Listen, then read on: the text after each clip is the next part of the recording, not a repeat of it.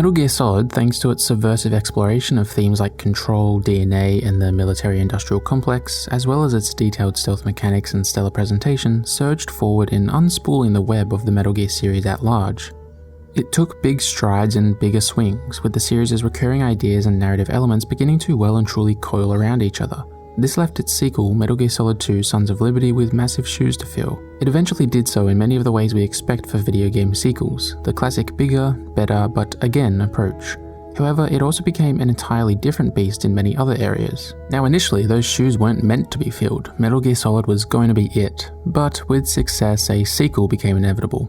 So Kojima, Shinkawa, Fukushima, and many other staff from the first game returned. The circumstances of its creation inherently position MGS2 as a reaction to its predecessor, and this part of its identity is crucial to understanding it. That idea would bleed over into development as well. It wasn't just the game that was going from 1 to 2, but also the hardware it would be developed for. Metal Gear Solid 2 had a 2001 release date, the year after the PS2 was released, and so development began before it was released. It's a game that borrows information and ideas from the previous generation and improves upon them, a fitting way to send off MGS1. Despite its long, grueling dev cycle, it met that 2001 release date. Metal Gear Solid 2 received widespread acclaim from critics, but was met with derision from some fans thanks to its bait-and-switch nature. It's since become one of the PlayStation 2's most iconic titles, and people seem generally more receptive to it nowadays. Metal Gear Solid 2 is a prescient sequel about sequels, challenging the player every step of the way. So let's get into it.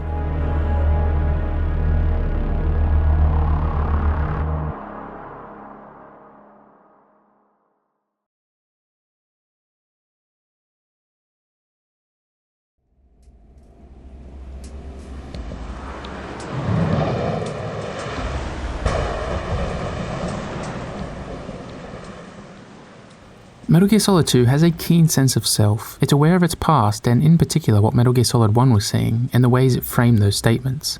With this understanding, MGS2 can predict exactly what people want to see, and with this introduction, it projects just that. Despite the series' larger thematic ambitions, Snake has become the symbol, the representative of all the cool stealth espionage action we've pulled off in the last 3 games, so it plays to that. He's shot slow and dramatically under his cloak, his isolation post-Shadow Moses emphasized by the busy traffic that flanks him, reduced largely to vague streaks of light. His past actions have been used against him to turn him into the underdog we all love so much, notably an underdog that's strikingly, predictably masculine and stoic, a contradictory interplay of loud and quiet. He's a man burdened by his legacy and responsibility, but makes sure not to challenge our notions of who a hero is. He's aesthetically safe, but narratively doomed. Exactly what players wanted in 2001. He throws his cigarette and dives off the George Washington Bridge and onto the tanker below. Upon landing, his active camouflage is fried in crackles and arcs of electricity. The title drops here as we reverentially look up at Snake. This is what Metal Gear Solid 2 Sons of Liberty is, the exact sequel that everyone wanted.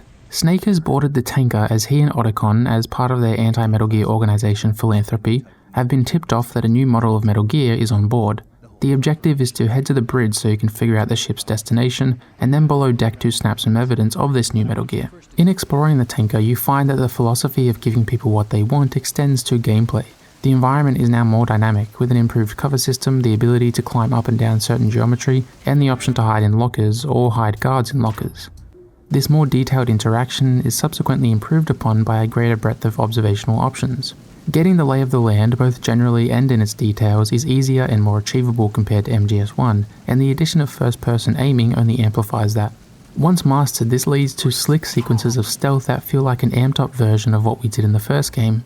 This particularly rings true in regards to player interactions with enemies. You can now hold them up with a lethal weapon, not only giving you an optimal shot to take them out with, but also allowing you to shoot out their radio so that if they wake up, they can't call for help. Metal Gear Solid 2 is very much more, but does know when to show some restraint. The tanker deck is kinda like the first game's Shadow Moses exterior, which overloaded you with basically all the obstacles you would have to overcome gameplay-wise right away. But the version here is more measured and refined. Structurally, things are open-ended but thoughtfully cordoned off. In terms of guard oversight, the 2 flanks are connected only with an upper walkway. The front of the ship is completely free from prying eyes, which gives some breathing room and separation between the potential encounters here, still providing a dense experience, but not one that can snowball into failure the same way MGS1's first areas can. Stealth gameplay in this tanker section feels truly player-led. The rhythms and flows of progression are determined by your grasp of mechanics and experimentation, There's space to try out new things amongst the encounters while still providing a meaningful challenge.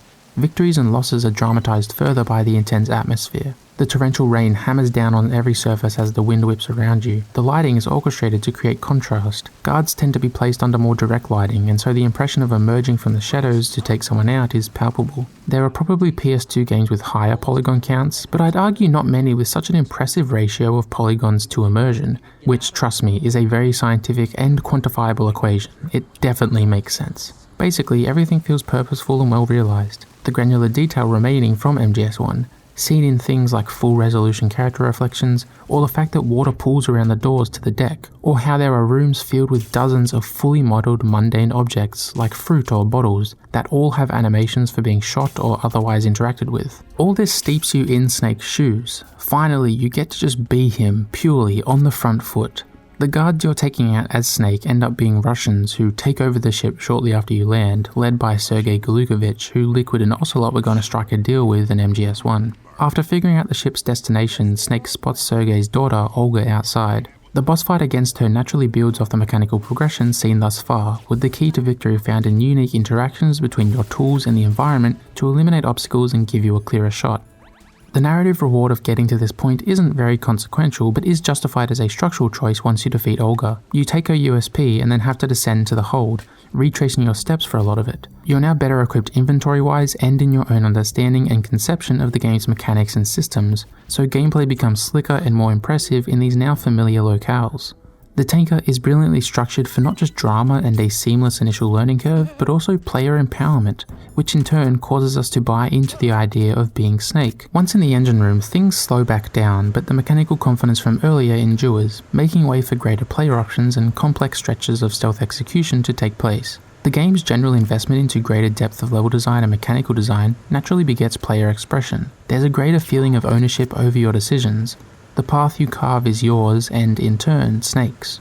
This sensation narrows as you delve into the holds, but sneaking around dozens of marines at a time keeps things so tense that the lack of freedom is rather the point, with the space you're given so slight that it's hard not to sweat a little. With all the photos of Metal Gear Ray uploaded and sent to Otakon, the officer finishes his speech, right as Ocelot enters. He's here to take Ray on behalf of the Lali Lulelo, also known as the Patriots, betraying Galukovich in the process. He detonates the bombs planted on the ship, and while boarding Ray, gets, possessed by Liquid via his right arm, which had been severed in MGS1. The whole ship comes down as Ray takes off underwater, with our last view of Snake being him floating in the ocean.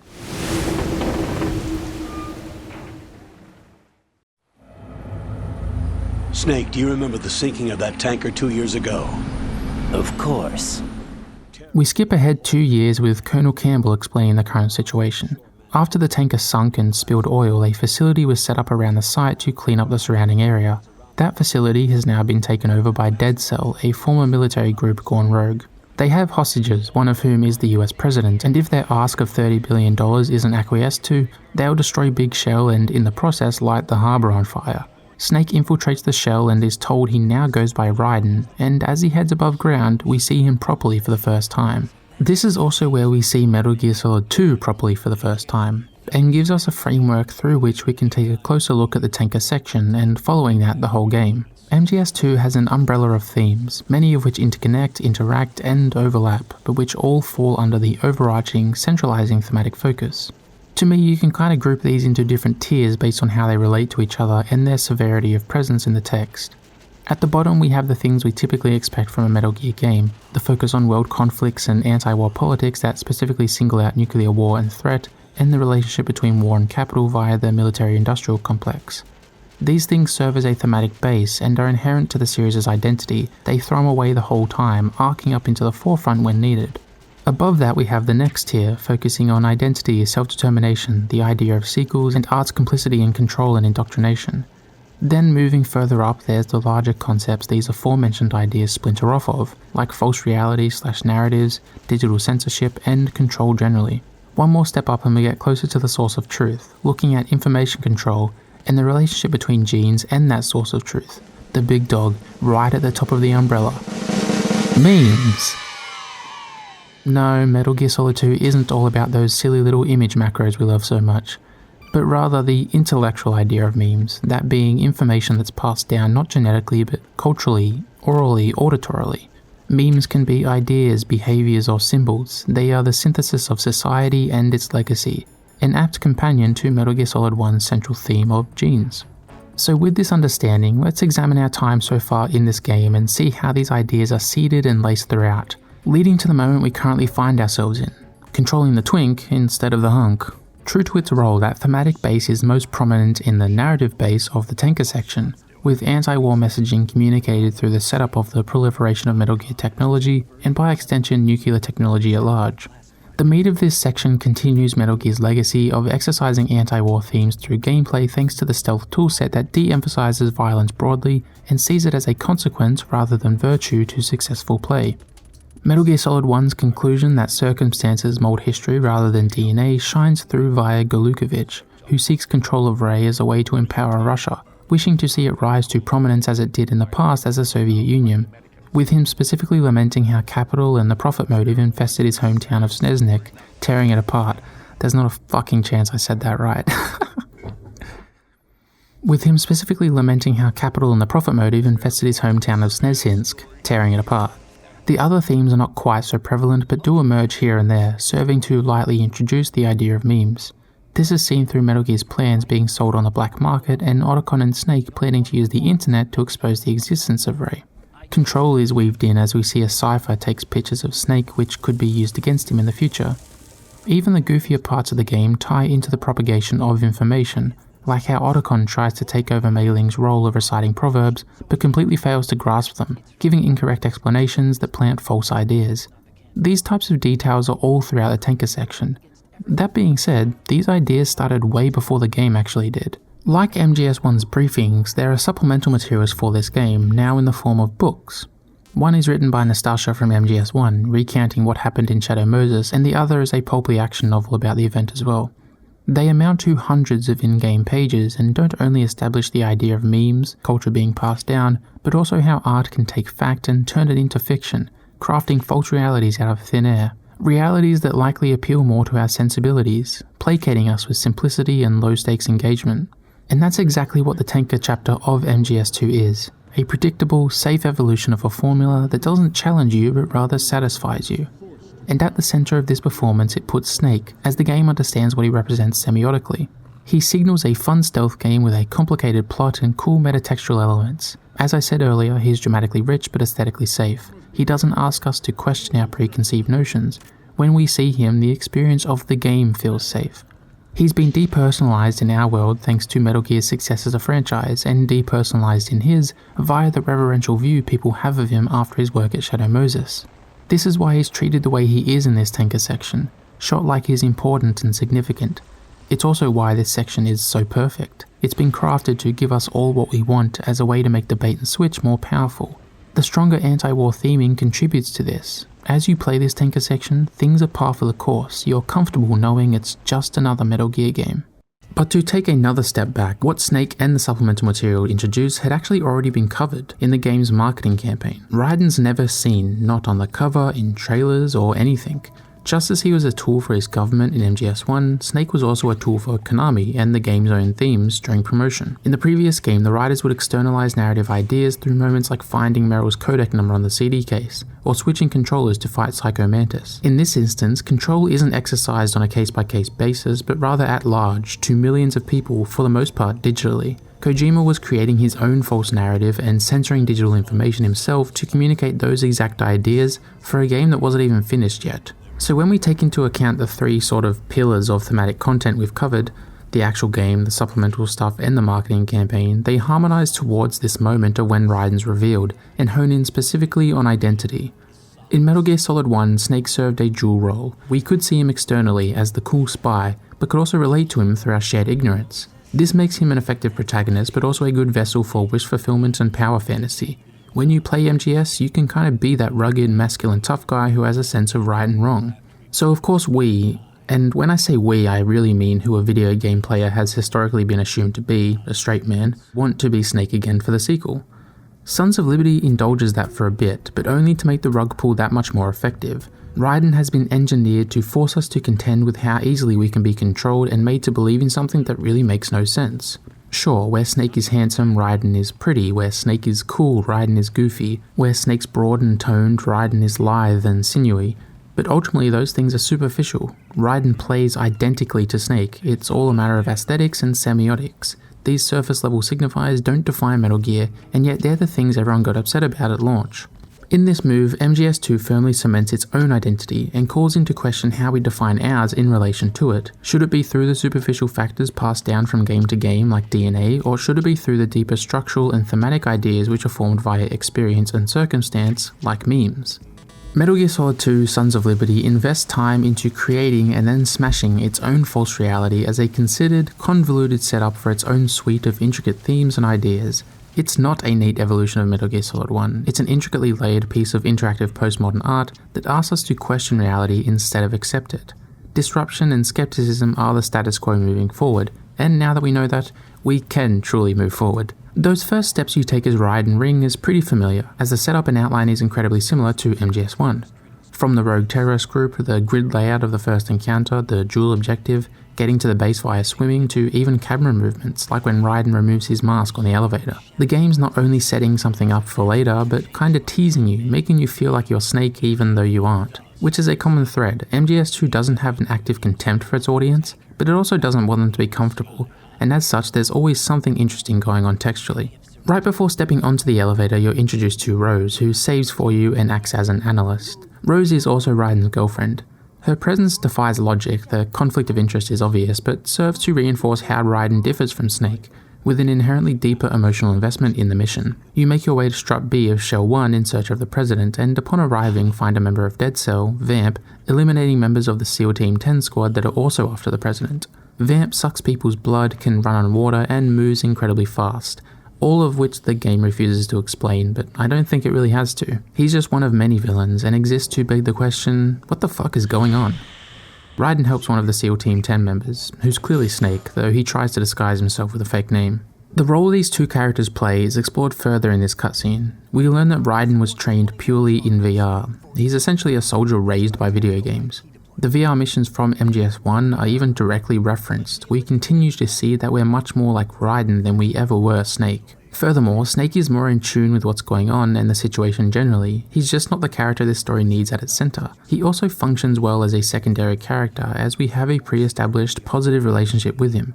You're safe in his hands. He's a much needed foil to the subversive track that runs all throughout MGS2's DNA. Moving on, you see Vamp haul the President off while Marines try and fail to hit Dead Cell member Fortune, bullets careening around her and grenades failing at her feet. A dud! She shoots out the connecting bridge to the center of Strut 1. We also find out that Dead Cell have set up C4 amongst the struts, threatening to blow them up. As such, the main objective becomes to get in contact with the bomb expert that SEAL Team brought with them. You and Snake reach him at the same time to have a chat. Stillman is considered the bomb expert, and mentored Dead Cell member Fat Man who's placed the C4. He gives you the rundown. Snake and Raiden will take a shell each and spray a freezing solution on the clusters of C4 on each strut, using a device that detects a gas emitted by the bombs to narrow down where they are. Throughout all of the cutscenes we've seen so far, Raiden is consistently undermined and talked down to in a sense. His instructions are incredibly specific and prescriptive, as if he has no idea what he's doing. Every time he tries to question something, he's shut down, with Rose really only interjecting to reiterate that there's no need to worry about what he's doing or what's real. Snake talks for him in some instances, and is even favoured in the framing of most shots, with Raiden hanging in the back as though he doesn't matter. There's a pervasive impression that he as a person is completely unimportant, and that it's only his skill set that has any value, the skill set he has been controlled through VR into developing. Which brings us to gameplay as Raiden, and how it's defined throughout this opening section. Structurally, Big Shell does the game a lot of favours, as it allows each strut to be its own self-contained environment. Each one feels unique and presents new challenges, forcing engagement with the increased mechanical fidelity to succeed. They also ebb and flow with the bridges that connect them. As you go around and disarm the bombs, you naturally shift between open-ended and rigid level design, relatively speaking. It creates a satisfying and dynamic flow to play while also regularly reminding you of the limits that have been hoisted upon you. In my MGS1 video, I mentioned how the structure and presentation of Shadow Moses evoked the idea that the world existed beyond what you could see. While in MGS2, it seems to purposefully do the opposite. Your first true exposure to Big Shell is on the surface of Strut A, where you're literally fenced in. Looking over the horizon, you see nothing beyond the shell itself. You seem trapped, and the generally washed out look makes everything appear baked by the sun, as though sitting here untouched for years. And this holds steady with that structural interplay I just mentioned. No matter how caught up you get in the feeling of carving a unique path with your gameplay, you'll inevitably be reined back in once it's time to move on, constricted once more by the bridges. This is compounded on by the overarching arc of gameplay as you take care of the C4. Even though things change in the moment to moment, you're just moving in one big circle. It's formulaic and controlled to a fault, mirroring Raiden's role here. Thankfully, the thematic implications of gameplay are generally relegated to these larger decisions for now, allowing the minutiae to remain about as engaging as the tanker. The main difference is the need to activate the terminal in each room to gain access to the radar. On its face, this is a really inspired but simple decision. The biggest problem with the radar has always been its omniscience. Although measures were taken in Metal Gear 2 and Metal Gear Solid to curb its power, there are no doubt many instances in those games where you can play by just staring at the radar, so restricting its availability forces you to holistically engage with the current environment before some of the pressure is taken off once you've done so. This doesn't just make any backtracking easier as you're familiar with each strut, but also encourages true immersion into the game's new systems and mechanics. Stealth-based exploration becomes incredibly satisfying when pulled off. In the past, I've discussed this idea of a stealth routine in these games, where you learn about the parameters of discoverability and the tools at your disposal, mentally forming a checklist you run through so you can account for each possibility and ensure you stay hidden. MGS2 really ratchets that up, especially with the enhanced enemy AI, which is generally more detail-oriented, deadly, and clever. This can prove to be a double-edged sword though. When you succeed, it feels amazing, but alert sequences are probably at their most miserable in Metal Gear Solid 2. Sons of Liberty finds itself running into growing pains in this way. Level design, as we've covered, remains about as closed off and cramped as Metal Gear Solid 1, but with the addition of more freedom of movement. This makes each screen denser with interaction while still working with the same amount of space, so to speak. Strut F and A are great examples of this. There are tons of nooks and crannies you can squeeze yourself in to hide or find items in, which is great, but at the same time, MGS2 doesn't have the freedom of camera control that MGS3 Subsistence has, so you get a game with the complexity of MGS3 stuffed into the frame of MGS1. As such, alert sequences turn into panicked moments of frustratingly navigating the compact yet dense geometry before having to wait out the protracted clearing sequences and following caution phase that are now part of the guard's routine thanks to enhanced AI. These issues ease in and out of gameplay depending on where you find yourself. They're not constant, but they are there enough to become frustrating, to make you wish you had just a little more space and proper camera control. Oddly enough, some of this can be exacerbated by Raiden's arsenal. It's pretty similar to MGS1 for the most part, things like mine detectors, different types of guns, rations, cardboard boxes, etc., with one main exception, the M9 pistol. The tranquilizer is great because it allows for non-lethal play and a greater breadth of guard interactions, but it can reinforce some bad habits. If you're very patient and diligent, you can avoid the annoying alert sequences, even in frustrating areas like Strut F. But the trank gun is so effective, seeing as it's also silenced, that it becomes an easy crutch. Why wait to discern each guard's pattern when you can shoot one and then shoot all the others as they check out that first body? That particular trick doesn't always work, but it works enough that the M9 can really disrupt what appears to be the intended stealth experience. Navigating Big Shell as Raiden proves to largely be a lot of fun, and the bombs provide a unique objective that require a considered but rewarding approach. However, there are moments here and there where the game struggles within its own limitations, and these exceptions can come to define the experience more than they should due to how obtrusive they can be. As you get closer to the Strut E-bomb, Raiden's caught by a deep throat, similar to what Grey Fox did in Metal Gear Solid and Metal Gear 2. He should be dead, but so should have Snake, and he's still alive, so who knows. These little callbacks of course act as a way to infuse mimetic images and moments into the game, but they also keep you on your toes. You can never settle into any sort of truth or complete understanding of the situation. The player and Raiden are always on the back foot. You soon run into Olga and that very idea is played off of. Whereas Snake met her on even ground, Raiden is introduced with her standing over him as the sun blares into his eyes. As much as Raiden is being asked to be Snake in this mission, he never will be. The problem is he seems to have no notion of himself outside of that. With just one bomb left to defuse, Snake reports on some of his findings as he looks around Strut 2. It turns out that Fat Man had placed the C4 we've been hunting down as a decoy, with groups of it being placed in the base of each strut, immune to the sensor. Stillman's the only one who can get to the final bomb in Shell 2 in time, and he can do it, despite explaining earlier that he injured his leg on a failed mission to disarm a bomb in a church. He made it up to protect himself from the backlash of all the deaths in the explosion. He rounds out so many of the game's ideas. Despite teaching Fat Man all he knew, he never taught him right and wrong, bringing in memes and information oversight.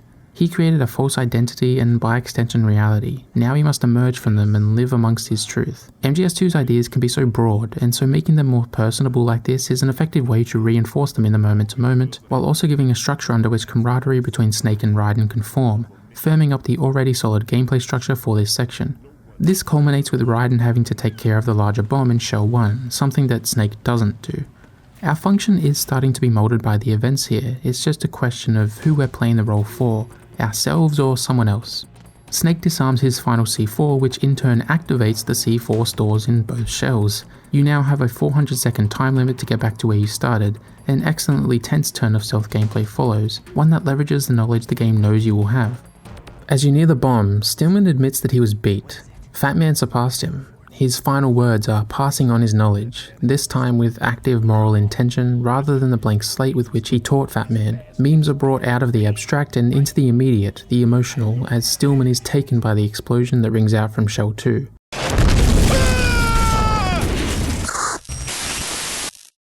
Raiden defuses his bomb and is told that Shell 2's flooding, though fortunately the toxins from the oil haven't leaked. Campbell gets contacted by Fat Man requesting Raiden, so you head to Strut E and confront him. This guy's a real hoot. He's named after the nuke that went off in Nagasaki and likes to ride around on roller skates while he drinks red wine with a straw, all in his massive bomber suit. In classic Kojima fashion, he's a villain with a very specific thematic focus that's honed in on with such consistency that it's absurd but thoroughly entertaining. Despite his comical characterization, he does contribute thematically to an extent. Reflective of Stillman's morally disinterested teaching, Fat Man sees himself as an artist and has only split off with Dead Cell to perform this stunt for attention and fame. It speaks to the mimetic canon of culture and the inherent cultivation of control it produces. As trends form and narratives calcify, the truth becomes secondary to popular conception. People grow up accepting it as reality, and as time flows it becomes so. Alternate opinions dismissed in favour of the neat history we've crafted for ourselves. If Fat Man pulls this off, the spectacle and intricacy of his attack will converge in just the right way to maximise attention, allowing him and his acts to be accepted into that canon, presumably as the best bomb expert in the world, regardless of how he used that knowledge. Fat Man builds off of Stillman's fears and regrets, not making him deep per se, but interesting and more textually relevant than you'd expect at first glance. His boss fight is also a lot of fun. It condenses the bomb defusal process into a fast-paced mix of action and strategy, encouraging quick decision-making and nimble inventory navigation so you can find time to get some damage in while taking care of the C4. It's a fitting cap for this section of the game. With Fat Man taken care of, you head to Shell 1's core in search of the President, though are interrupted by a cyborg ninja. They tell you to find Agent Ames, one of the hostages who will know where the President is. It reveals MGS2's narrative give and take. Like MGS1, the game will use a major reveal or exposition dump as a way to relieve narrative tension and give you some answers, then starting to build up to the next set of reveals. It forms a satisfying arc of knowledge that's never quite completely knowable. The game's always one step ahead, but still slowly informing you. The key difference between the two applications of this style is that in Sons of Liberty, the answers you're given only beg more questions, in a way that wasn't as present in the previous game. Raiden is actively toyed with a lot more, and while support characters like Otacon and Meryl could relate to Snake's ignorance, there's no such analogue for Raiden. He's being used a lot more plainly, further denigrating his role and sense of identity, with that also applying to the player. Can you really matter to this experience if you have so little agency? I mean, the ninja in this very cutscene spends 3 or 4 minutes telling you exactly what to do, doing so on behalf of the Lalilelo, the same people Ocelot was working for in the tanker. This naturally incubates more active speculation and skepticism from the player. The ninja also reveals that the shells aren't a cleanup facility but rather the testing site for Metal Gear Ray. True to the difference in exposition of the two games, Raiden says Metal Gear as a shot of it fades in just like Snake from MGS1. A nuclear-equipped walking battle tank. Metal Gear. It can't be. Metal Gear? The very same. But instead of being told more about it like in that game, the ninja tells you to ask Ames instead before fucking off. Metal Gear Solid 2 refuses to let you rest. As you play, you ruminate on things that seem off, like Snake's existence here, or Campbell saying that Pliskin isn't part of the simulation, or Rose being the analyst. It wants us to question rather than accept, but at the same time, its own curation and oversight of information is what's asking that, so can you even really trust the game itself? You'll notice I am asking rhetorical questions every now and then in this video, but that's reflective of a playthrough. Things are consistently just out of reach, but always front of mind. MGS2 is a more contemplative and thought-provoking game than its military theme and absurd tone would intonate. It's not reactionary, but considered. Despite asking yourself all these questions, Raiden has no other choice but to accept his world as it is, moving on to find Agent Ames.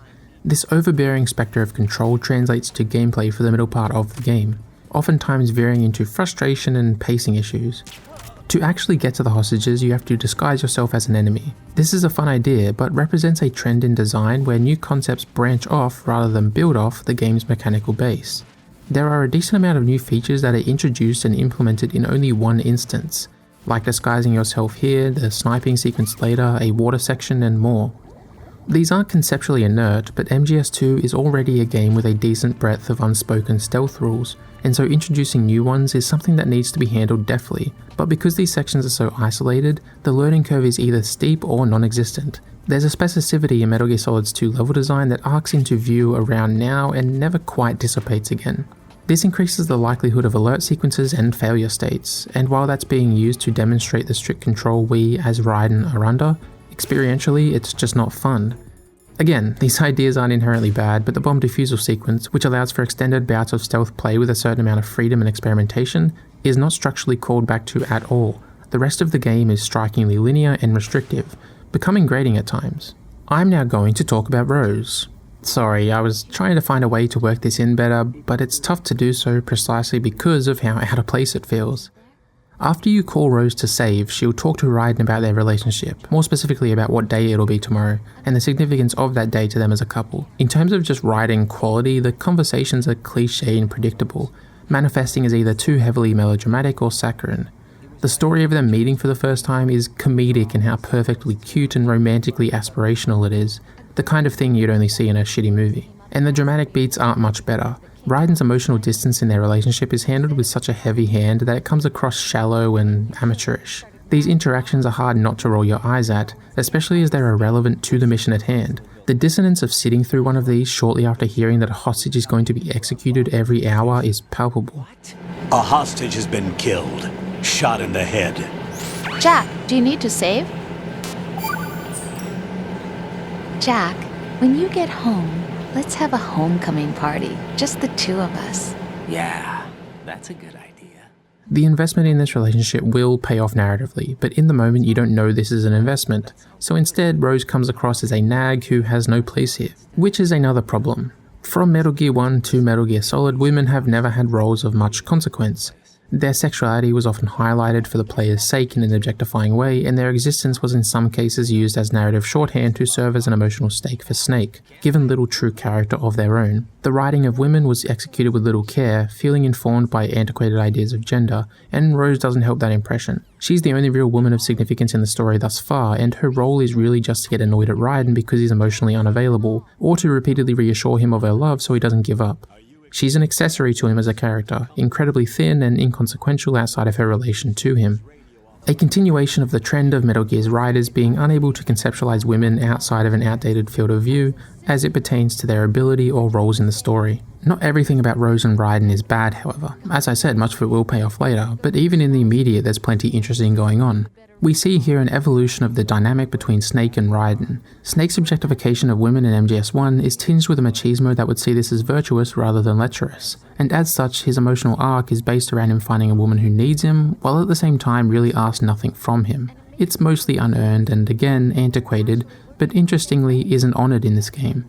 Meryl doesn't appear in MGS2 and Snake never really mentions her, while in contrast, Raiden, the anti-Snake in all the aesthetic ways, already has a pre-established relationship, one that as of now appears to be less defined by wish fulfillment and fantasy like that of Snake and Meryl's. I think this is in some way the writers recognizing how women were written in the past game, showing that Snake's machismo leaves him alone and detached from meaningful romantic relationships. Unless it's with Otacon, am I right? However, the dialogue of Raiden and Rose's relationship is still consistently laden with a misogynistic stereotype through Rose's characterization as being over-emotional and demanding, as though the writers cannot quite escape their own shortcomings. Lots of people really hate the Rose/Raiden stuff, and I do get that to some extent, but I really just find it fascinating. An interesting interplay of commentary and indiscretions that in the end does build to true thematic poignancy and affect. Using his disguise, Raiden finds the hostages and identifies Ames. He turns out to have been sent in by the same people as the ninja, and we see Ocelot overlooking the conversation via a security cam. This is similar to what he does with Snake in MGS1, and is used in both cases to hint towards his larger ambitions and true motivations, with this game keeping these intra-series nods consistent. The President is being kept in Shell 2's core, with his safety guaranteed, as Metal Gear can't be launched without him alive. Additionally, it must be launched while the President's of his right mind, using his biometric data to determine this. With the microphone, Raiden can listen in on the conversation between Ocelot and who's said to be Snake. They outline their objective of making sure the President is alive for the password check in an hour, and later activating Metal Gear, while supposedly reviving Outer Heaven from Metal Gear.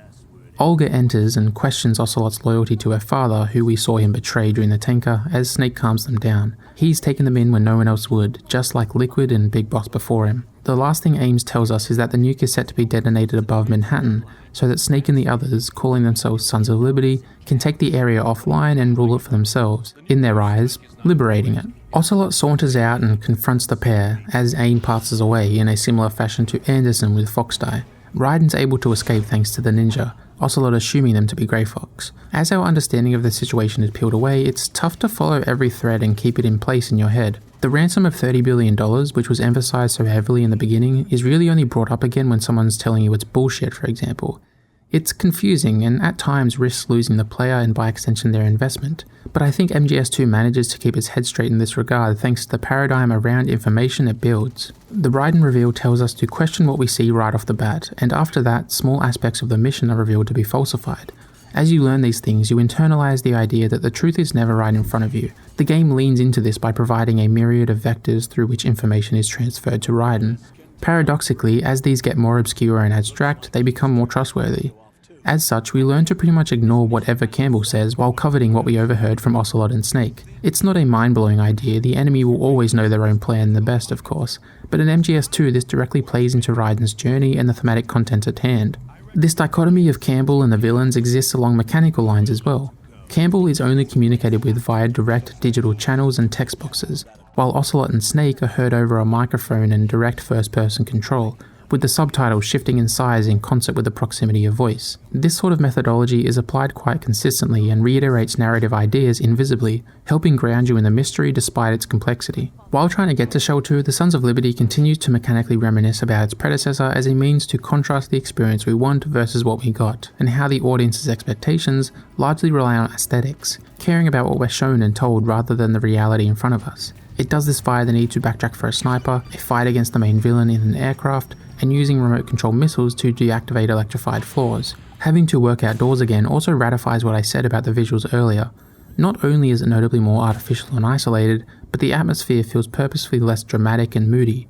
Instead of snow and wolves howling, you get dull, smoggy skies and seagulls chirping away. It highlights a quality of MGS2 where the game is kinda mocking you for playing it, testing if you like the last game for its personality or its looks. Are you some VR chump who thinks you know the real thing, or someone who opened yourself up to what it was actually trying to say? It's an interesting dynamic to evoke and continues the comparison of genes to memes. Raiden himself gets caught up in this dynamic too. He doesn't believe that Solid Snake could become a terrorist and lead Dead Cell, and while he's right, Snake is here as Pliskin after all, his belief in that is purely informed by Snake's legend. Raiden has that same perception of Snake as the perfect hero as we do. We're both the audience, just existing in different realities. Raiden is again being thrown back in the player's face, a subject of shaped realities and the process of culture metastasizing into memes. The audience then gets some answers as we see the man from the hostage room stand at Shell's 2 entrance. It's Solid Snake. No! That is not Solid Snake! Right, sorry. Solidus Snake, the third outcome of Laissez-Fontarib, former president of the United States and who Ocelot turned out to be working for the whole time in MGS1. He's sort of an amalgamation of the whole fucked gene pool. Looks like Big Boss, talks more like Liquid, and has a codename similar to Solid's, in a sense not just the genetic but also mimetic convergence of all three. He also has this dumb little mouth window on his suit and can arbitrarily make his arms and legs all beefy. No idea how that works, but it's dumb and entertaining, and given this is Metal Gear, we can just assume nanomachines and move on.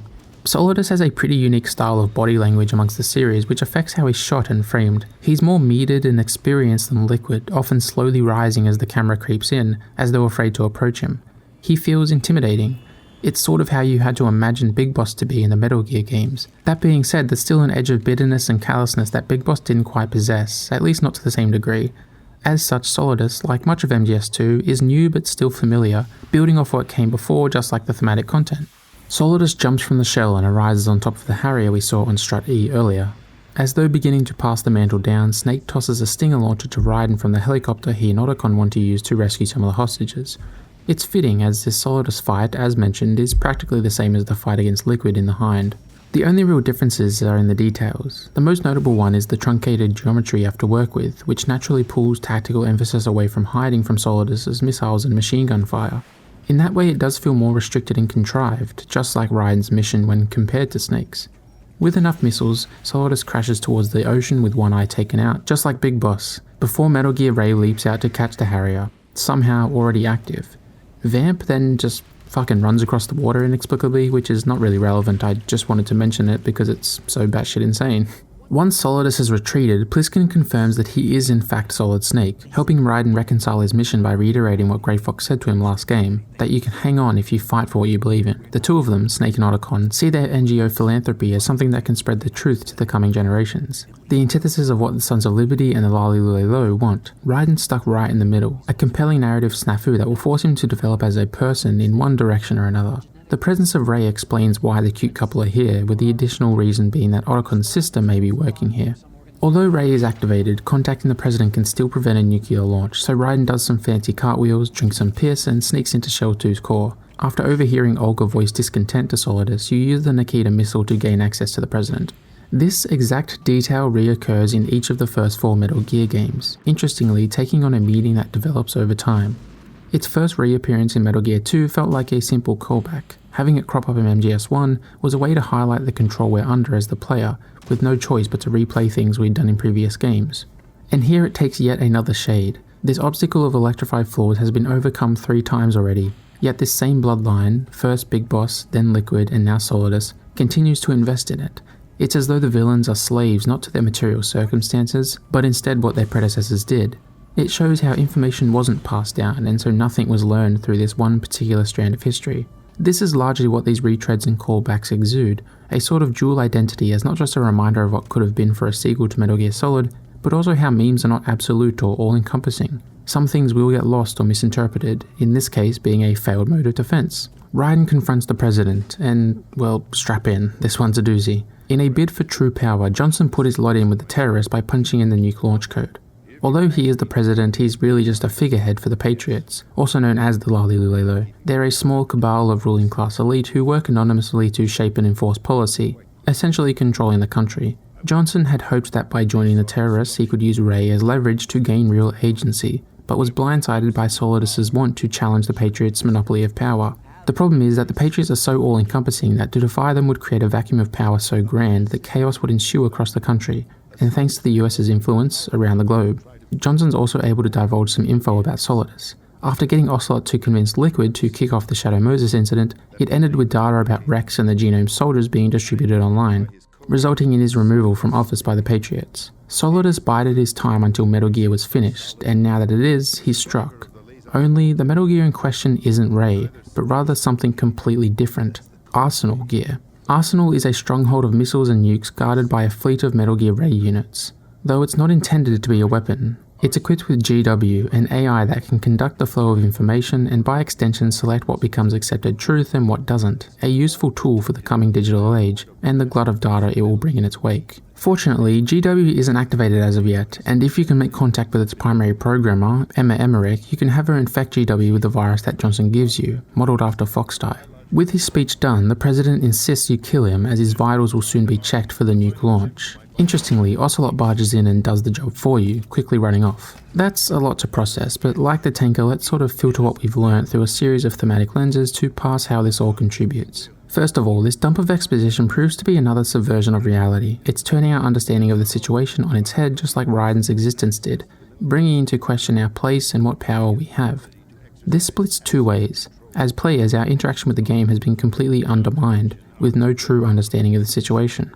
Our contributions weren't made of free will, but of unwitting subservience to an invisible power. The designers, programmers, writers, developers, the Patriots. A story is being shaped around us, but not one we can change. Rather, our interaction is just a conduit for its progress, the same way Raiden's has been, if the accusations of him being sent in by the Patriots are true.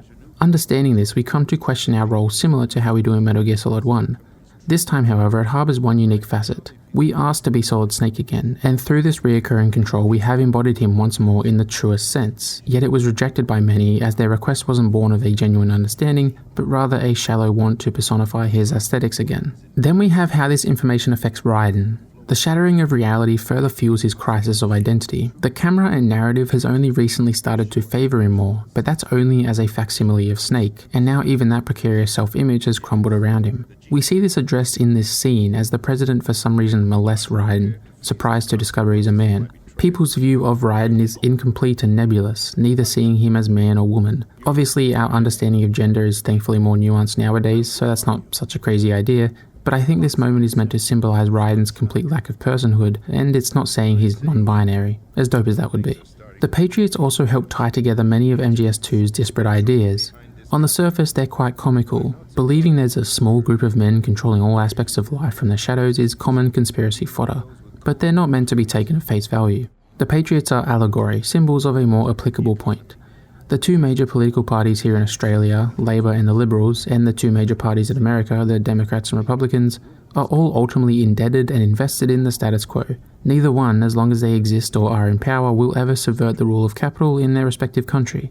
On top of this, both countries are home to rampant lobbying, which creates a constant conflict of interest as it pertains to economic reality that cannot be untangled from them. This is what the Patriots are representing, not a one-to-one replication of the real world, but rather the amalgamation of intersecting and conflicting interests and agendas backed by profit that successfully influences policy every year. That being said, MGS2 correctly intuits that the Patriots aren't just out for domination of policy, but also perception. You see this in the abstract influence of algorithms that funnel people into radical reactionary ideology ultimately entrenched in our system's prejudices in order to produce profitable, useful idiots. And you see it more directly in the US government's and ruling classes' opposition of TikTok being not insignificantly built out of that platform's use as a way to spread awareness of the ongoing genocide in Palestine that the US supports. Narratives are actively controlled every day by those with power. Just like in Metal Gear Solid 2, this has created a firm reality that many people almost can't conceive of questioning. True capitalist realism. It's left people in the most powerful nation in the world squabbling over which brand of evil they'd like to choose, rather than engaging in direct action or praxis. Not to say there's not room for both, but at the moment both isn't happening.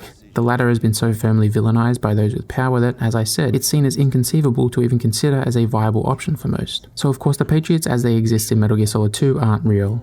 But at the same time, $4.2 billion was spent on lobbying in the US last year, and almost every morning I have to stare at advertisements while I wait for the train, and one of them's for fucking Lockheed Martin. So the idea of the Patriots isn't as removed from our world as you'd think at first glance.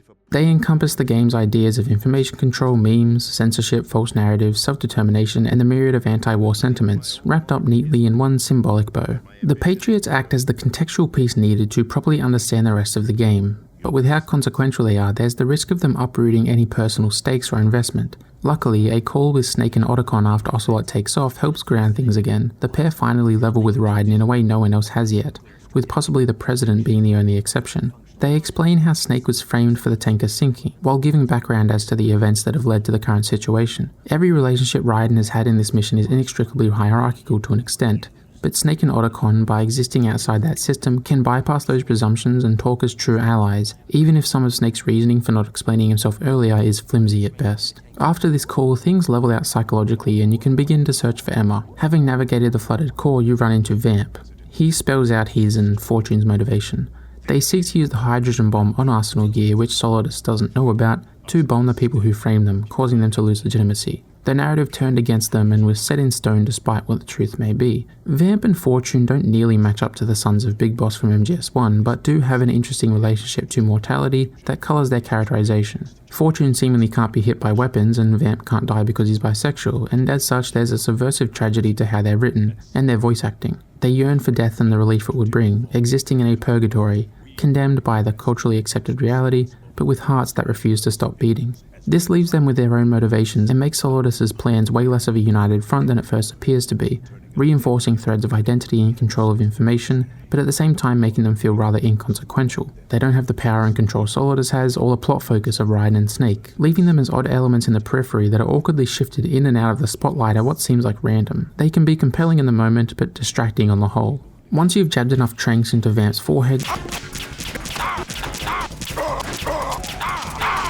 you can move on to meet Emma. Though you're running low on time, Arsenal's on track to activate before you can make it. The stuff with Emma all leaves me very conflicted. You have to backtrack through all the water sections with her in tow, however she can't swim and has been injected with something that makes it hard to move her legs. This cutscene just feels like the game running through a list of excuses to insecurely justify its choice to include a ham-fisted escort mission. As you slog through this contrivance, you figure out that you'll have to take the oil fence from Strut L in order to make it to Shell 1's core. This involves covering Emma with sniper fire as she crosses, though along the way she's taken hostage by Vamp, who's still alive of course. You get him off her back, but she gets stabbed in the process.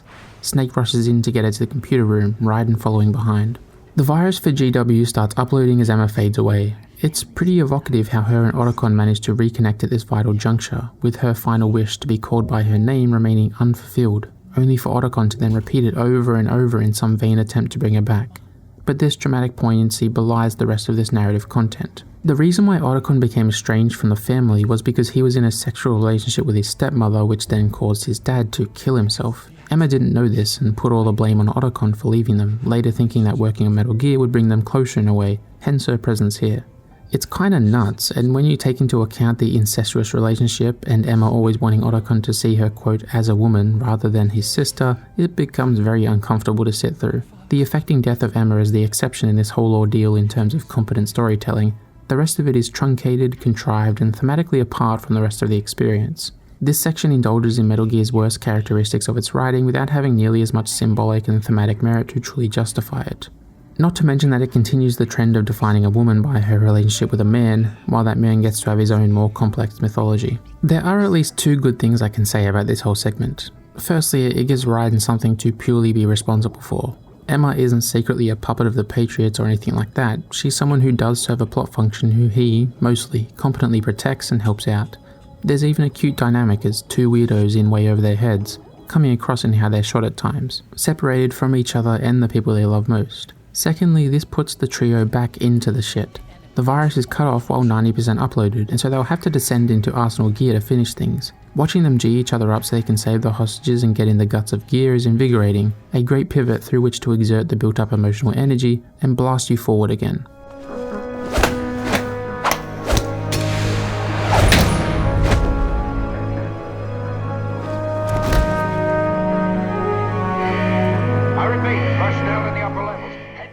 Mind you, this is almost immediately undermined. As the ninja drops down, revealing themselves to be Olga, she knocks Raiden out, leaving us to question her and Snake's motivation here. As we head into the final act of the game, facades will be stripped away and masks thrown aside, conveyed by Big Shell being torn down as Arsenal Gear activates. It's time for the truth. Raiden wakes up under the same torture apparatus from MGS1, faced with Solidus and Ocelot. Solidus begins torturing you, not for information on the mission, but rather genetic answers as to why Raiden is such a blank slate, an interesting inverse of Snake, genes and memes being flipped. We learn that Solidus knew Raiden as a child soldier during the 80s, nicknamed Jack the Ripper for his high kill count. Solidus acted as a father figure to Raiden, now looking just like Snake's genetic father, Big Boss. On the surface, this can read as merely an overdramatic backstory for Raiden, but I think it proves rather important to him as a character.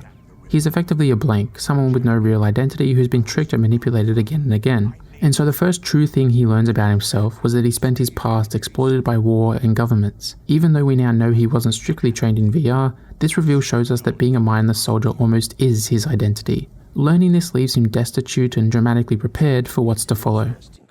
The pair leave and Olga enters, explaining herself. She was sent in by the Patriots to assist Raiden. After her father Sergei died at the tanker, they took her child and have used it as blackmail to get her involved in its mission, though she's having to play both sides given her dual role, hence her coming in to assist here and there with no justification.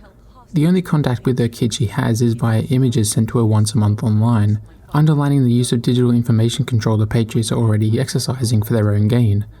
This information also explains why she picked up the mantle of Grey Fox. It's not a decision of continuity, but rather symbology and our good friend semiotics.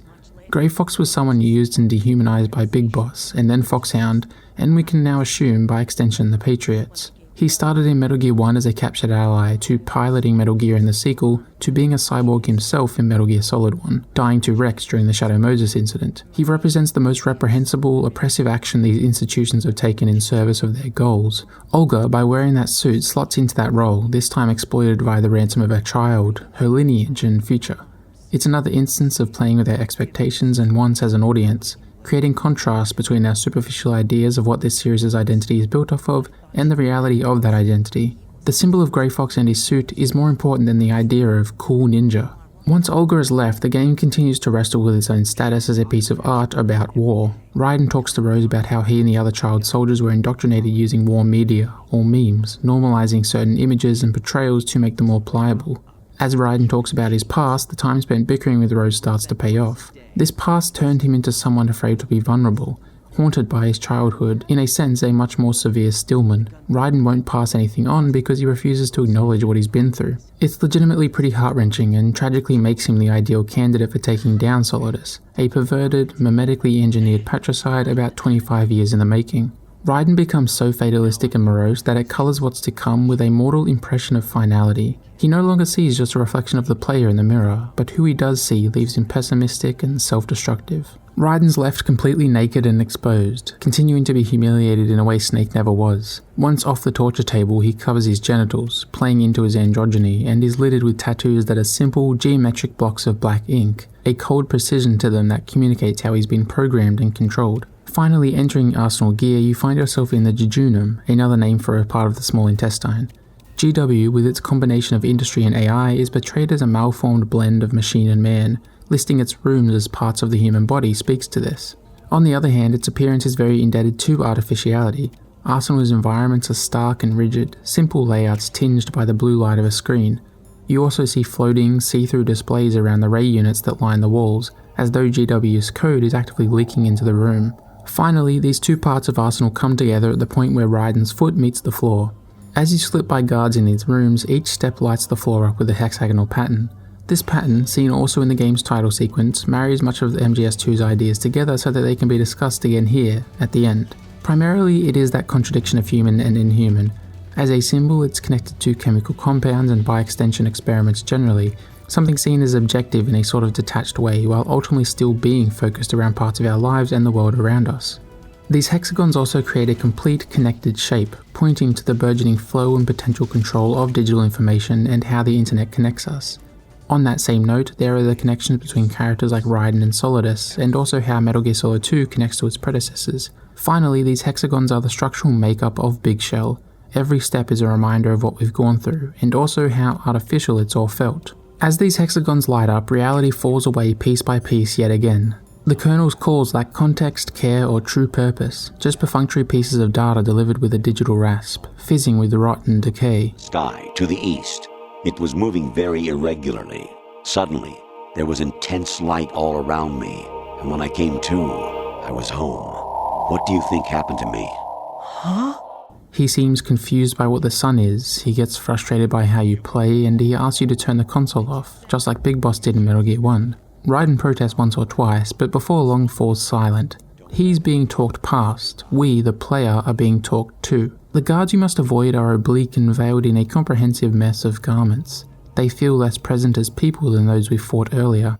The only tool you're given is that trusty cardboard box, in one sense a comfort to you, but in another only highlighting even further just how little power we have. The box is adorned with the logo of Zone of the Enders, a game Kojima produced.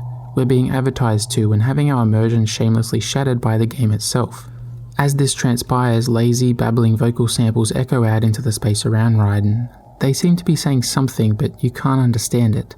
This pervasive, grotesque space surrounds your every sense.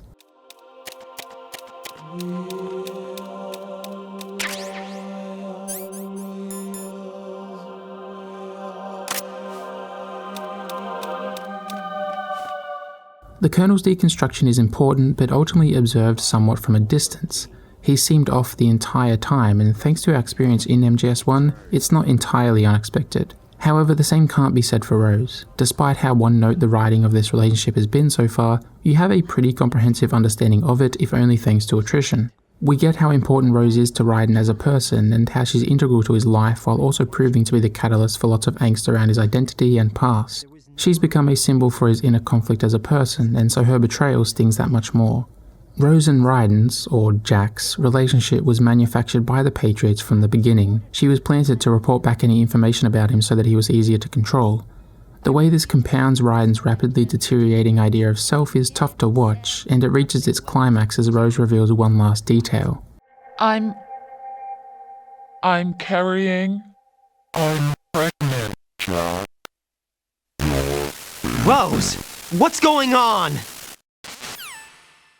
After learning this, Raiden is confronted by Snake, who's able to give you all your gear back. Raiden's remained a blank slate this whole time, slowly coming into his own, but only really in a way that mirrors Snake to an extent. But things shift as we learn about the baby. Raiden will never be Snake, seen via the contrast between them here. Snake framed dominantly with all his gear, and shown just as we loved him, with Raiden left naked and broken. Snake then hands over Olga's sword. That's who Raiden really is.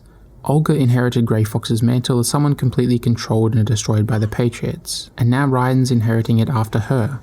If we take Rose at her word, then this baby is ultimately under control of the Patriots, just like Olga's. Additionally, Rose being part of the Patriots has contributed to his complete lack of identity and sense of self. His only memories are of fighting, just like how Grey Fox was stripped of his humanity over time, finding solace only in his encounters with Snake on the battlefield. So that's who Raiden is, someone destroyed by the Patriots by way of total control, made devoid of personhood as he picks up that sword. As the pair continue to move through Arsenal gear, Otacon also gives you a call, reporting that he got all the hostages out alive. He follows up shortly after, having discovered something about the Colonel. Like his deterioration hinted at, he's part of Arsenal's AI, GW. That's who we've been following this entire time. In truth, he's not technically a part of GW, but actually just the result of GW using Raiden's nanomachines to conjure the Colonel up out of his own expectations and preconceived notions of who Campbell is. The explanation's kind of a cop-out, but its implications are what's really important, as the Colonel just so happens to resemble Campbell from MGS1 quite a bit, with the exception of the end here where he's going a bit haywire due to Emma's partially delivered virus. The immediate thing that comes to my mind is how this relationship brings back around Raiden's role as a pseudo-audience surrogate. Rose mentions how she modelled herself after what Raiden found attractive, all aesthetic choices that built something superficial, just how players identified Metal Gear Solid as its aesthetic pieces rather than its true core. Raiden feels cheated and rejects Rose's attempt to be honest and transparent, to see who she really is, just like many players did when Metal Gear's identity as a subversive series of video games was applied in more radical, consequential ways in Metal Gear Solid 2 itself. The very game we're playing is in dialogue with not just itself and its insecurities here, but also the player, though ironically the player is the one with no agency over how they're represented. That's what this relationship between Rose and Raiden is about on one level, the developers further reckoning with the legacy and momentic value of this series, and the relationship people build with it, whether truly based in reality or not. Another thing to consider is if the Rose from these codec calls is part of GW as well. When looking at this question, multiple potential realities splinter off of it. If Rose was manufactured and ruled by the Patriots the whole time, then she's what's needed to create the audience surrogate aspect of their relationship outlined above. It would also explain why these two are written as they are. Their flawlessly romantic meet-cute, which reads like something from a movie, is to an extent justified, because it was premeditated specifically for Raiden's tastes. The writing, while not improved within its own specific moments, becomes retroactively understandable as a means by which to control someone who has a thin grasp on reality and his own identity. The Patriots can manufacture something that seems so perfect that Raiden won't dare to question it for fear of letting it slip between his fingers. Conversely, perhaps the Rose on the codec calls is part of GW while her real-life counterpart isn't, the two falling in love uninfluenced. This possibility would see her being leveraged by the Patriots to give another angle to control Raiden from, taking details they've learnt through their monitoring of him to cause him to believe it's actually her and not just another AI voice during this mission.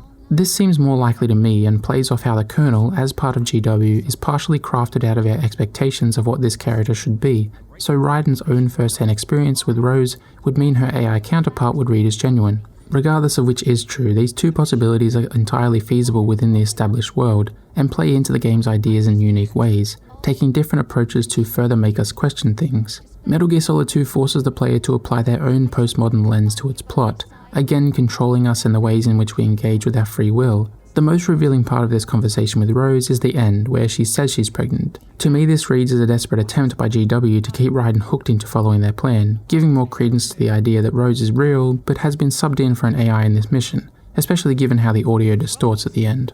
Getting back to the Colonel more directly though, despite everything that's happened, this reveal upsets the status quo the most, as it in a sense devalues every action we've taken to this point. Even the lies weren't delivered by an existent part of the world. Our own manipulation and Raiden's dehumanization was automated, not even given the basic respect to be fucked over by another person, another ego, instead just a mouthless machine.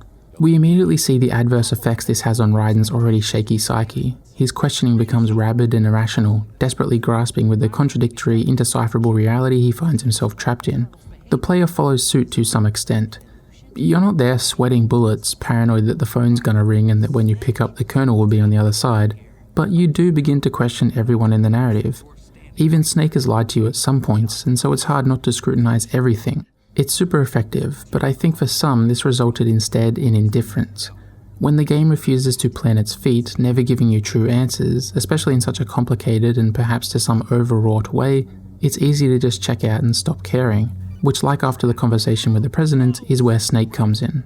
Once again, his status within the series is used to the game's advantage. He becomes the person willing to ground Raiden. As he spirals, Snake delivers simple affirmations, or in some cases hilarious no-nonsense one-liners. Does Rose exist? Don't be weird. His wisdom and lived experience is enough to help things simmer down, something only possible thanks to how MGS2 interfaces with its own history and its own central theme of memes. As Snake and Raiden advance through Arsenal, you can use the sword to defend yourself. You perform different moves by pushing the right stick in different directions. It's less binary and engages with more fluidity in its control. It proves to be just as clunky as all alert sequence combat, but it's a weapon that requires Raiden to get closer to his targets while spotted. He has to more actively grapple with his actions and the meaning behind them. Gameplay becomes more about two people connecting than it has in the past, mirroring what this sword represented for its three characters.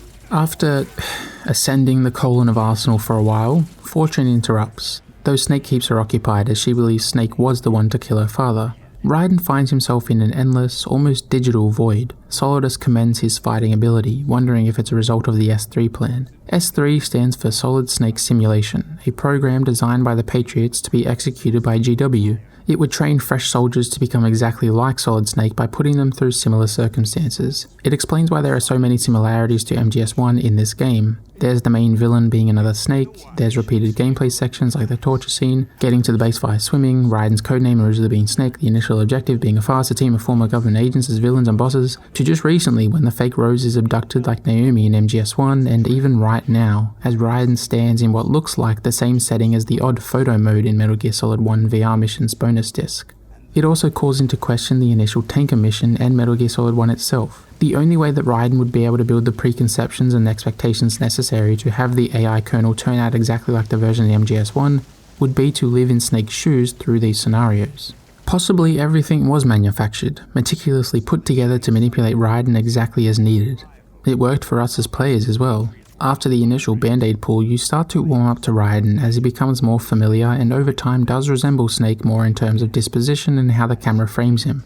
The game itself has been built to turn us into Snake all over again. In the end, everything has been a lie in one way or another, nothing fully true or genuine. Because of that, Sons of Liberty as a game reminds me of a piece by Russian sculptor Antoine Pevsner called Maquette of a Monument Symbolizing the Liberation of the Spirit. Constructed in 1952, it's an incredibly detailed and intricate artwork made up of completely straight pieces. Despite its make, there's an implied organic form thanks to how perspective and complexity adds curve and bend to the sculpture. Elements fan out and overlap so many times that you find something new no matter what angle you look at it from. However, it's ultimately a prison, something tightly bound and constricted is seen in the center of the chaos. And that's kind of what MGS2 is for Raiden, and to some extent the player. It's been built to incredible fidelity. Out of all straight lines, mind you, all the curves you see are really just a series of small, straight lines, to the point that you can shoot individual bottles of wine and see unique animations. But in the end, you're trapped, forced to be conditioned exactly as the game/the Patriots wishes you/Raiden to be. You can view the art from every different angle thanks to first-person mode, but won't find escape. As we've seen, MGS2 uses this frame to talk about its umbrella of themes. Over and over again it imparts reflection and skepticism, moulding us while begging us to recognise that that's the case, eventually choosing to tear itself apart, revealing new ways to further destroy our conception of the game and its identity, as well as Raiden's grasp on reality. We have been trained to be exactly like Snake, but a few variables, like Solid Snake himself, have thrown the simulation off course, and Raiden's been given a chance to become his own person. There's still a few obstacles in the way, however, as Solidus now sees us as expendable and so deploys a fleet of Metal Gear Ray units to take us down. They impose upon the battlefield from the void, using machine gun fire, roaming rockets and concentrated jet streams of water that resemble a laser to try and take you down, practically the same moveset as Metal Gear Rex. The method for emerging victorious remains much the same as well, as Raiden must use the Stinger launcher to slowly whittle down the health bar, ideally shooting the knee to expose the cockpit and attack there for much higher damage. The main difference between the Rex and Ray fight comes in presentation and pattern. You don't fight one Ray but rather 12, or depending on the difficulty up to 25. On one hand, this could be seen as cheapening their value as a threat, but I think it's instead a thematically driven choice.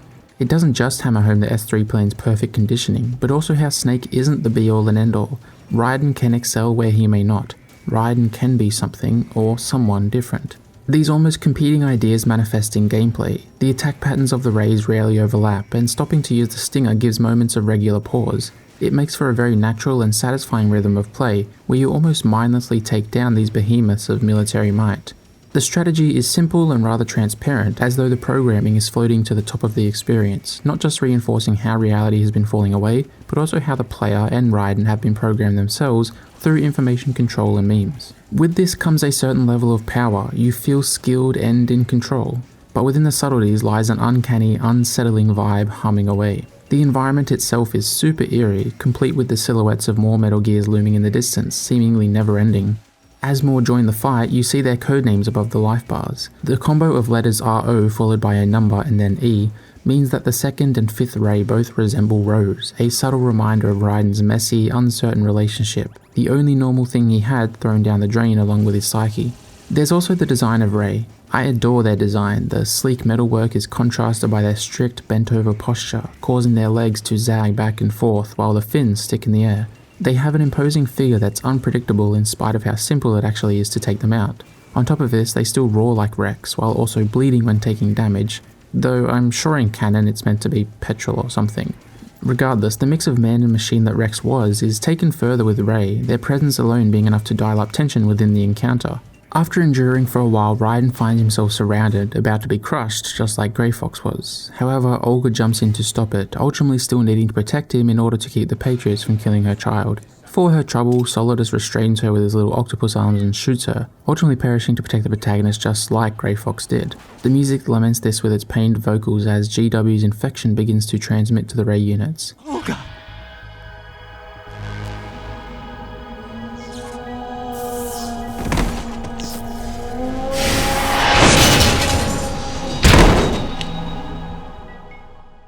Solidus eliminates them when we see that Fortune has captured Snake before Raiden's knocked out. After coming to, Solidus explains that he was never after Arsenal but rather GW, as it houses the names of the Patriots within its data as a reference so that it can try and eliminate that information from spreading online.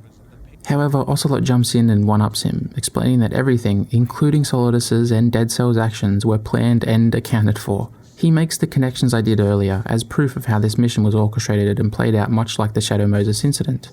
Emma's virus was even a part of it, seeking out and destroying the Patriots' names within GW to keep their identities safe from Solidus. This is of course incredibly stupid, which I say affectionately, but not out of place or inconsistent. Even this convoluted plan and execution is reflective of Ocelot's role in MGS1. I think it also does touch on something that has revealed itself over the last 15 to 20 years. As the internet has evolved, so has its interactions with Capital.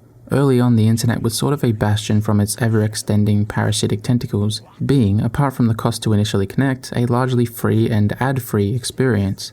This formed an attitude and expectation that things on the internet should be free. As such, the internet and its offerings evolved into services, not products. You read a forum for 20 minutes every day and passively see ads along the borders of the page rather than paying a fee to access it. Over time, this naturally fed into an advertising effort motivated by data and demographics. As anonymity faded and performance took its place, data points could be ascertained and targeted with greater specificity and reliability. And so we, like Fortune or Rose, now find ourselves as merely an infinitesimal part of a larger data collecting mechanism. I can speak from my own personal, professional experience. If you've ever seen a quiz meant to recommend you a product based on your answers, they don't even give a fuck if you buy the product at the end. It only exists to collect information about who you are, so that later down the road they know how to sell you shit in a much subtler, less recognizable way. I mean, how many times has a robot told you that the picture of a motorcycle you just clicked on was in fact not a motorcycle, and that you now have to do another one of its dumb little tests to prove your own humanity to it? Sons of Liberty is no doubt dramatic and very extra, but it's identifying and dramatizing phenomena of the internet age that was yet to truly emerge. It's kind of an uncanny document of the ways in which we've been punished by institutions, states, and most crucially capitalism for daring to want a democratization of information and freedom of knowledge. With all that being said, it's hard to really trust what Ocelot's saying at this point. If something's flipped on its head enough, it may end up landing the right way up in the end, coming right back around to things being just as they seem. So to really drive this home, Ocelot raises his single action army and shoots Fortune in the heart.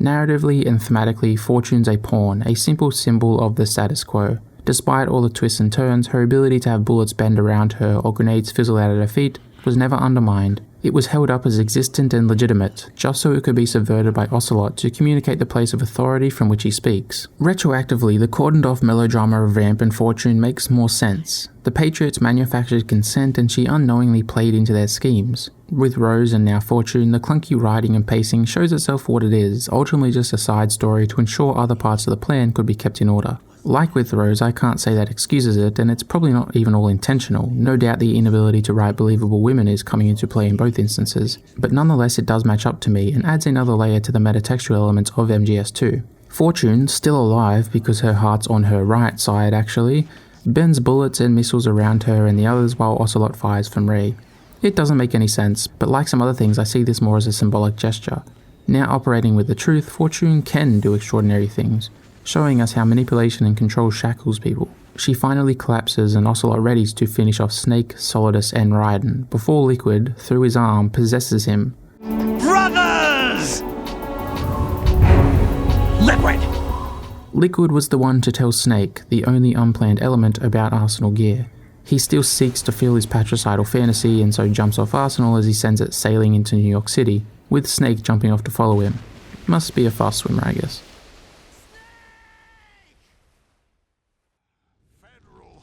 Raiden and Solidus find themselves atop a building at Federal Hall where George Washington was made president 200 years prior. The chickens are coming home to roost, symbology finally aligning for these coming moments. Solidus gives a little speech about his motives, basically mirroring those of Liquid from MGS1. Solidus does want to rid the world of the Patriots and their oversight, but is ultimately just looking for a way to leave his mark. Again, like Liquid, his place as a subject of laissez-faire has left him bitter, selfish, and resentful. His rebuke of the systems of the world is reactionary and self-serving. His insistence of restoring in his eyes freedom and liberty, making us all the Sons of Liberty, is shallow and doomed to repeat itself. It's not structurally changing anything, merely reducing it all to its origin point, only to inevitably repeat itself in due time. It's emblematic of liberalism. Even at its most radically reformist, it will never be revolutionary, and so we'll never truly rid these systems of the things that turn them rotten in the first place. Just cut off the parts that have gone bad, leaving the rot to take hold once more later down the road. Despite Solidus' plan not being a threat to the core of America, that being the capitalist mode of production, GW still harbours a sense of self-preservation, and so cuts in to piss Raiden on its motives and beliefs. Just before I touched on Metal Gear Solid 2's prescience as a text, but this is truly where the meat of that lies. Before we actually jump in, it's worth noting that this is what the game is converging around. There are many things I've identified and analysed along the way which are basically spelled out here. It ditches symbolism and trades it in for exposition. I don't think that's to its detriment though. First off, just presentationally, this speech is excellent. It takes place digitally, which reinforces the subject matter and is underpinned by ghostly vocals, as though the many voices of GW are circling your mind. The slight fry and crust on Campbell's and Rose's voices is just off-kilter enough to be unsettling as well. How can anyone hope to eliminate us? As long as this nation exists, so will we. Cut the crap! There's also the context. Raiden is essentially the subject of a philosophical dialogue, a wall to bounce ideas off of and towards the audience. This adds weight and import to the moment while playing into the crisis Raiden has been having over his own identity. He's flanked by competing outlooks that each threaten to have far-reaching consequences for millions of people. The idea that he must to a point reconcile siding with one over the other adds to the tension and propulsion of the conversation. So, GW almost immediately validates what I've just covered, saying that although the AI is destroyed, it's more abstract than that now, essentially having become the metastasized aggregate of American values and history. As we've heard, it seeks to curate the information flow of the internet in order to combat the glut of trivial, useless drivel that threatens to clog it up, and by extension what information gets passed down as memes. GW doesn't want to censor, but rather create context, a sort of digital eugenics. As people hole up in echo chambers, there becomes no consensus and no progress. A firm base of respectability is built, on top of which a never-expanding pool of individual truth and reality lies. The entire world stagnates and grinds to a halt, slowly evaporating until that same, now bare base, cooked by the sun, cracks and falls away, leaving no trace of humanity. It's an interesting thing to posit, and in many ways resembles the world we live in. We've all seen how narratives are fabricated and promoted online, and how algorithms have led to less and less control in the user's hands, now endlessly scrolling through an automated experience built on short-term pleasure and shallow curiosity. People seem increasingly interested in the aesthetics of a subject than the knowledge and insight it offers. Everything's a subgenre, everything has a name. And so it's hard not to agree with GW on some level here. The internet in many ways has become a neoliberal wet dream of endless privatization with unfettered access to people's time and eyes, which means many players do agree with GW, and in some cases its proposed solution. But I think there are a couple things that people overlook because of how prescient this all is. Yes, it's eerie to see a video game from 2001 rather accurately predict how this paradigm-shifting technology would be leveraged, but there are flaws to be picked out that in my opinion are baked into the writing. The primary one is that like all AI, it on some level replicates and reflects the biases of its inception. In its speech here, GW fails to properly implicate these implicit facts of the history it's built off of, and so not too unlike Solidus, seeks to reinforce them despite what it says. Of course, literally everything I say in this video is subjective, but this especially, like all the political discussion thus far, is largely depending on your political outlook. But from my perspective, this speech harkens back to something Colonel Campbell said in Metal Gear Solid 1, and an aspect of it I touched on. The crux of what the Colonel says to Snake is that in order to maintain its reputation and history as a bastion of liberty and freedom, the US government must lie and exploit its people, namely in the pursuit of nuclear weapons and war machines generally. It's an inherent contradiction that I connected to the ideas of idealism and materialism. This is much the same. GW speaks as though it seeks to, quote, create context in order to further the progress of society and stimulate true political discourse so that the world can continue to evolve. However, through its biases, it neglects to recognize the US's role in the very future it predicts. The US is a nation built on privatization, the pursuit of profit over people, and that's what the internet reflects. Which, it's not just the US doing this, but it's the most pertinent perpetrator in regards to the subject. Echo chambers are created because it's more profitable to keep people placated than scared. Algorithms funnel people into a loop of consumption that reliably exposes them to new shit to buy or images to aspire to. As hobbies, interests, and the way we spend our free time become increasingly dominated with the aspiration to resemble liking something rather than actually liking it, the priority becomes buying all the signifiers and symbols rather than just enjoying something. What GW says is covered in a veneer of radicalism, just like what Solidus says, but through its identity as a collective conscious of the value systems of the United States, it fails to recognize how its envisioned future would ultimately just be a different version of what it seeks to prevent. Because while our world does resemble what GW describes without its presence, it also very much resembles what it would look like with its presence. Information and dissidence is buried and censored all the time, and as much as we all seem stuck in our own bubbles, the antagonisms of the world have risen to the top and become more pronounced. Things seem more politically charged than ever before to the privileged classes of the imperial core. Context is created, it's just not done by a formless amalgam of attitudes and aspirations. Instead, it's enforced by private capital and regulated by the state, which is in turn lobbied by private capital. None of this is bad, by the way. Well, sorry, like the oversight and lobbying and stuff, that's bad. I mean like the writing. All this in the writing isn't bad, by the way. When I'm saying there seems to be something glossed over or not considered in the writing of GW, that's not a criticism. In fact, I think GW's flaws make sense. It's not a bastion of truth, it's a more authentic representation of American attitudes and outlooks, complete with its own blind spots and need for affirmation and authority. The whole speech is incredibly fascinating and compelling in a way very few games are, and while I have seen some say it's nothing special, that it's not hard to predict that a new medium will inevitably be controlled for self-interest, I disagree. The internet has changed practically every aspect of our lives, and to act like this speech is a simple matter of pattern recognition really downplays just how unprecedented it really is, and especially threatened to be in 2001. From here, the scope becomes more concentrated. GW shuts down Raiden's retorts and targets his lack of secure identity, in the process skewering the player as well. He and us are taken through the ways in which we were controlled and programmed throughout the game, used as an example of why GW should have the authority to strip people of their agency. It's deliberately antagonistic towards the player in a much needed way. There's an allure to agreeing with the eloquent villain who can calmly explain their ideas, as though doing so makes you just as smart as the villain sounds. But this antagonism combats that and implicates us as part of its proposed problem. The game refuses to unchain us from Raiden no matter how much we may or may not liken ourselves to him, practically forcing you to acknowledge the common experience you both share and by extension its narrative and thematic implications. To top it off, GW instructs Raiden to take out Solidus, using Olga's baby and Rose as leverage to get him to do so. Raiden, just like Snake after understanding Campbell's betrayal, has no choice but to do what the powers that be want, due to the more immediate material threats that lay before him. For such a bombastic, larger-than-life game, MGS2's final battle is predicated on despair, compromise, and a sour sense of obligation. Your lack of power has never been quite so plain to see, and the execution of these moments is proof of the game's mastery over its mood and tone. So, Jack the Ripper, will it be Solidus, the Patriot's creation, or you, Solidus's creation? Our beloved monsters, enjoy yourselves. History repeats itself as Raiden is facing off against a familial figure on top of a wreckage. True to the symbology of it, both use swords for this desperate final showdown. The tension is no doubt alive, but can struggle to stand its ground amongst the clunky controls of swordplay. Crucially though, it doesn't make things feel unfair, just a bit dodgy. As you fight, the isolation of it starts to become more and more obvious. Now understanding the true threat, a one-on-one against Solidus has a kinda quiet and self-absorbed ambience. It matters to Raiden, but not really us, creating an odd mix of intensity and lack of stakes that matures into a unique tone for a final boss, more coloured by sadness than triumph. Regardless of how you feel about it, Raiden does triumph, Solidus falling to his death at the feet of George Washington's statue.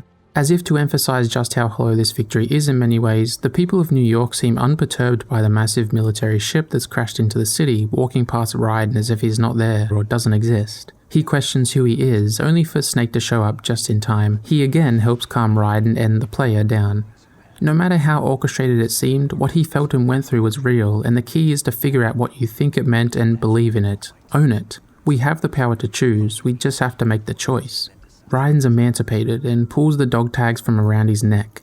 The player's details, which were entered right at the beginning, are pressed onto them, but Raiden has no use for them anymore. He's finally his own person, and so he throws them away. I'll pick my own name and my own life. I'll find something worth passing on.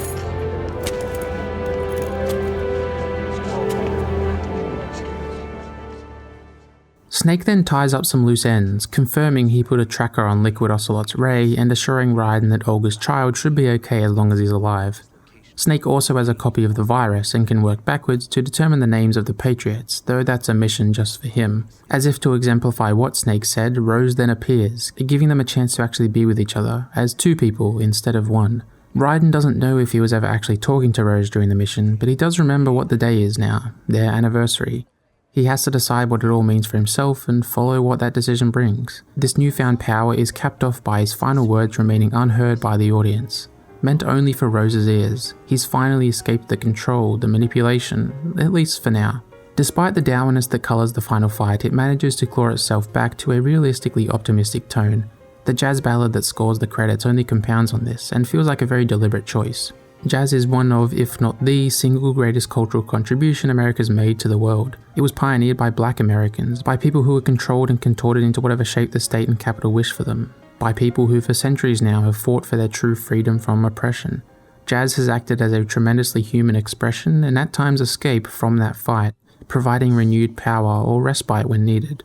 And so to have that scoring these credits is incredibly fitting. It carries particular importance for the pair of Rose and Raiden, as the instrumental for this song is what plays during their conversation before you enter Arsenal gear. You should have told me. Told you what? That I'm a killer and always have been? No. What teach that to our children? What kind of things? About the environment, our ideas, our culture. GW is still out there, but right now we're given some rest, some reflection, and some freedom. The last thing we hear is a call between Snake and Otacon. They found the names of the Patriots on the disc, but... But what? They're already dead. All 12 of them. When did it happen?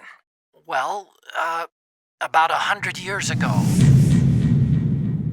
What the hell?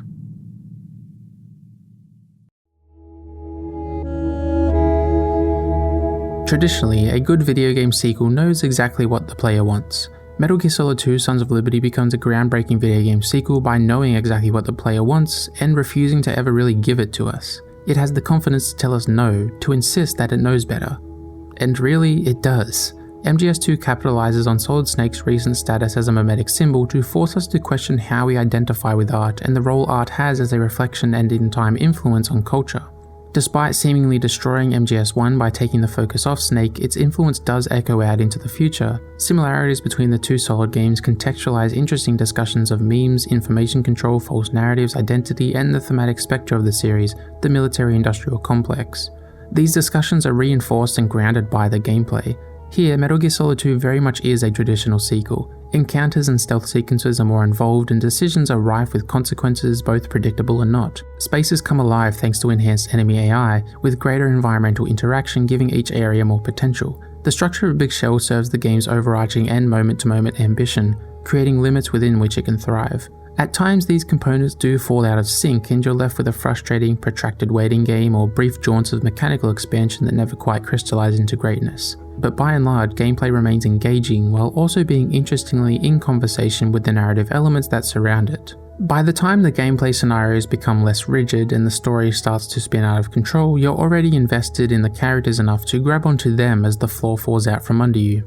Raiden, while not what players wanted, is the perfect tool for the narrative and proves to be someone worth following. Interactions with Snake and Otacon impart a sense of self-assuredness that keeps your grip held tight, with the new characters generally feeling as purposeful and engaging as anyone from MGS1. It's not all perfect, Vamp and Fortune kinda test your patience, but the writing is consistently pertinent and pointed enough that you always want to be tapped in and paying attention. MGS2 as a game is overflowing with ideas and questions, not just positing them, but exploring them too. The dedication to upending expectations and the current reality does threaten to disengage players, to make your contributions and ruminations feel moot, as things will inevitably change again. But I think the topics at hand are so compelling that the game uses its own subversive identity to cover a lot of ground. It lets us think that S3 Plan stands for Solid Snake Simulation not just so GW can pull the rug later on, but so that even if for only an hour, there is a point in time in which you can filter the prior and coming experience through that lens of knowledge. MGS2 wants you to think back on how what you just learned colours what you've experienced. By having all these twists and narrative layers, the game is able to build in symbology, foreshadowing and characterization that's meant to service whatever it is we know at the current moment. Of course, Sons of Liberty doesn't just use gameplay and scripting to communicate its ideas. The filmic language is ever present, shaping how we perceive certain characters, like deprioritizing Raiden when Snake's around, or venerating Solidus' status as a villain to not only build tension and motivation, but also to build to the reveal that he is not the only one in charge. Sons of Liberty looks incredible for its time of release, and Shinkawa continues to be able to design military-themed human characters that remain distinct and memorable. There's also the fidelity and attention to detail I've touched on that really sells Big Shell and Arsenal Gear as that grand prison, along with larger tonal decisions like the dry sunlight of external areas that exacerbates Raiden's intense desperation, or the surrounding fog leaving you isolated and trapped. This praise extends to the soundtrack as well. The plucky staccato rhythms of the bulk of the music perfectly scores your sneaking with techno motifs that are in keeping with the game's forward-thinking themes.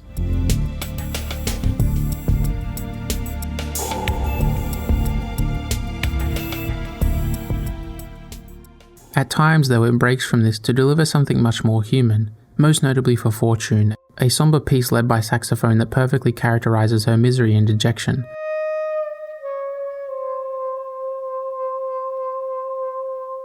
It then devolves into more typical electronic fare, as though giving up on ever finding her mortality.